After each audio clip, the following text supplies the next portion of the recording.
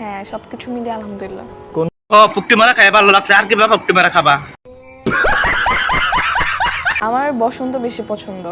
না না রহি, আমি বসে বসে পুকটি মারতে পারি না, আমি খারাইয়া পুকটি মারা একটু বেশি ভালো হয়।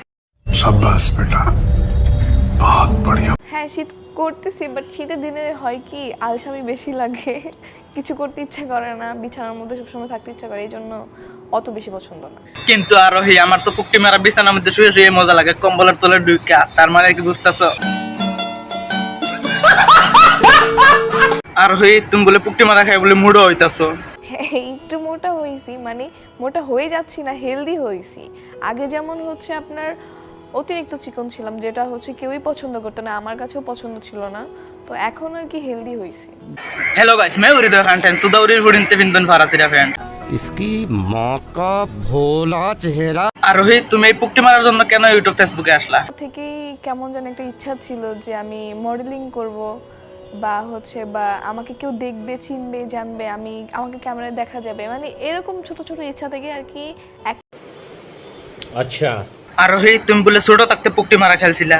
ওইটাতে কাজ করার পরে হচ্ছে গিয়ে ভাইয়া বলছিল যে তুমি আরেকটু বড় হও, এসএসসি এক্সাম দাও, তখন হচ্ছে তোমাকে নিয়ে কাজ বানানো হবে বা কাজ করব। আর রহি, তুমি প্রথম পুকটি মারা কখন খেয়েছিলা? ক্লাস 8-এ যখন পড়ি তখন আমি